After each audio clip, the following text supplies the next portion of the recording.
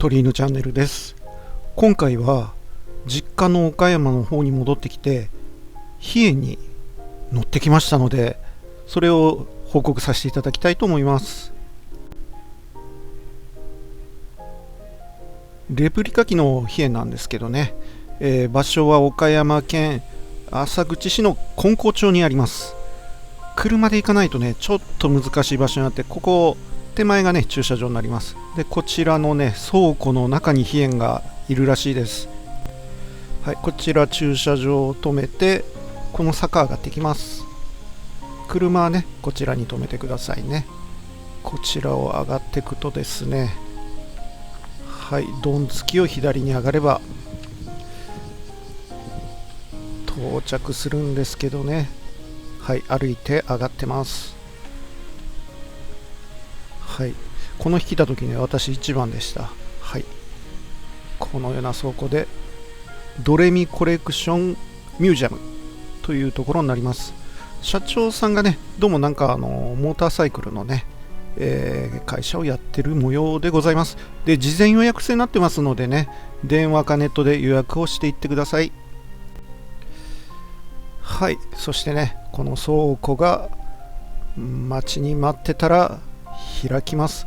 でこのドレミっていうのはね、ここの社長さんのねバイクとか売ってる商標になってます。はい、こうやって開いていきまして、はい、でーんと出てきました。比叡さんです。でね動画はね内側の中では撮らないでくれることで、他のねお客さんとか映っていろいろトラブルあったらあかんのでっていうお話をされておりました。はい、なので、内側の方の撮影はねもう画像ばっかりになっております。はい、この出てきたね比叡の方を撮影してみました。比叡はね、キ61っていう名前でも呼ばれてて、そっちの方がクロードさんではね呼び方がまずこっちやいう話をされてました。であと別の名前ではね、三式戦とか言ってね、陸軍は12345の、戦闘機があるんですけど、そのうちの3に当たるいう話してました。1はねはやぶさ、2は正気、3が比叡ですね。で比叡もね風貌の形違うやつがあって、これ前期型だそうです。はい、4ははやてで、5は五式戦。五式戦はね比叡のここのね、水冷式エンジンがね空冷式になったやつですね。はい、水冷式エンジンってね当時扱いがすごく難しくらしくて、整備も大変だったそうです。トラブルも多かったそうです。この足もねよくレプリカントされてます。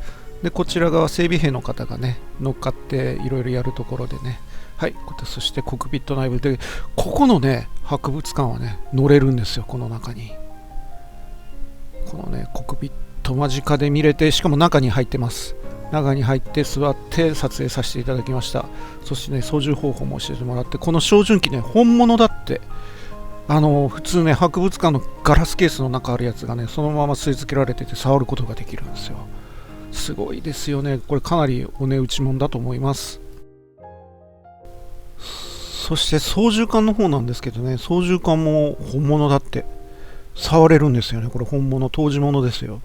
安全装置解除したところで、これ安全装置ついてるところですね。でボタンが2つあるんですけど、どっちかが 12.7mm の機種についてる方で、もう片側がね羽側についてるやつで、この無線機もね、本物だって。はい、でこちらスロットレバーとかね、プロペラのピッチとか変えるところ、あと燃料の噴射量を変える、装置になっております。計器にエンジン点火装置、左下がエンジン点火装置になります。はい、エンジンの温度管理の計器類、それから左下側にある主脚部の昇降のレバーになります。正面のね羅針盤とかねいろんな計器類になります。すごいですねこれね。それから正面下の計器類、そしてマウザー砲 20mm 砲の操作盤になります。電磁石でね動くっていうことでした。そしてね機体に乗ることができます。機体内はねほんと狭かったです。私身長は167ぐらいなんですけどね、それでもねここ狭いなぁ思って乗ってました。でこれねもう上見ても後ろ見てもねもうほんと視界が狭いです。ようこんなんで戦ったなぁ思いました。レプリカ機とはいえね、乗れるのはもうここだけです。はい、ここから先は社長さんがオークションで落とした、オーストラリア、ニューギニアの方ですかね、あちらで墜落したものを回収した機体になります。これをね、復元いう話もあったらしいんですけど、復元したらレプリカが5台はなんか作れるよいう話やったんで、レプリカの方を選んだらしいです。ただね、当時のね、技術がこのまま見れるんで、これはこれでね、素晴らしいです。もう秒の打ち方とかね、塗装が残ってるとことかね、ほんと当時の技術がね、よう見えますよ。本当に。川崎航空機で作られたもの、今のバイクの川崎とかですね。神戸でもね、確か復元機あったかとは思います。それでね、こちら内側がね、結構ね、紺色っていう説明を受けましたね。プラモデル、どこかのプラモデルなんか茶色系塗ってたような気はするんですけどね。はい、こんなね、紺色でそのままの色が残ってるいう話で、ジャーマングレーでもいいかな。なんかそんな色でしたね。はい、で、後ろ、前期型なんで、風防の後ろはこんな感じになってます。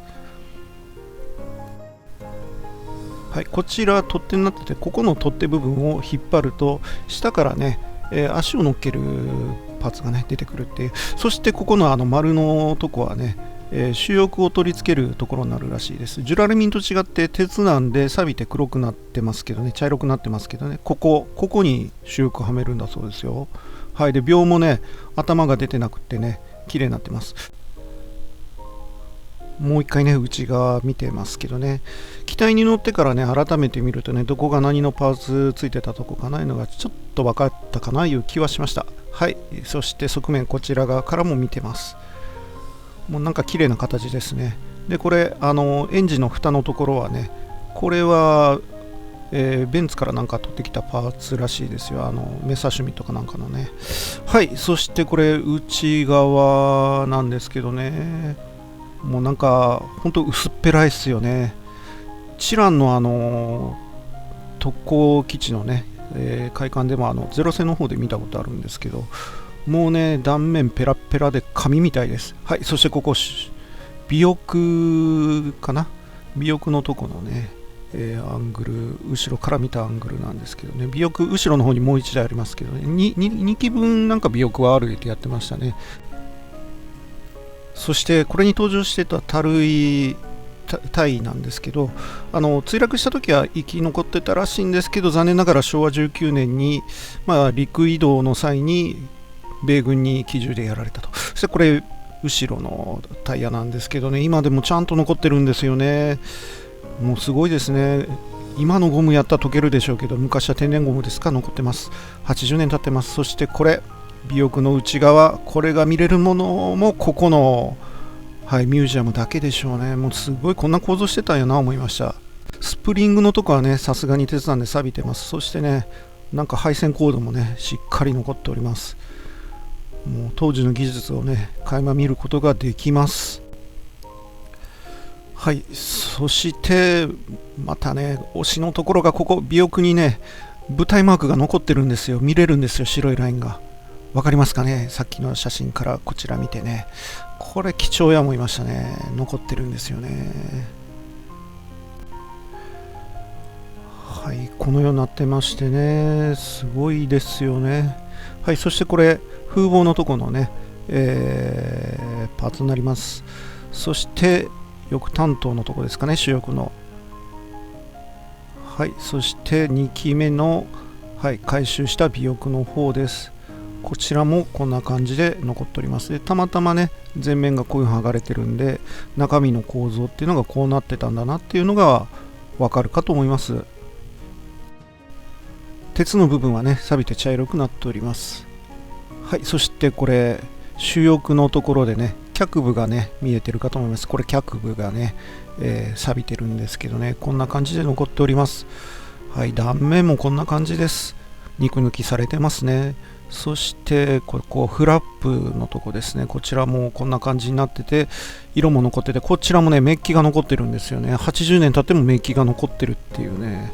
はい、主翼のタイヤのとこですね。はい、そしてこれタイヤの残ってる。80年経っても溶けてない。はい、溶けてない。すごい。タイヤは当時石橋、ブリッジストーンが作ってたというお話でございます。はい、そして最後、これ識別色残ってるんですよ、主翼の。これ驚きでした。それでは本日もご視聴ありがとうございました。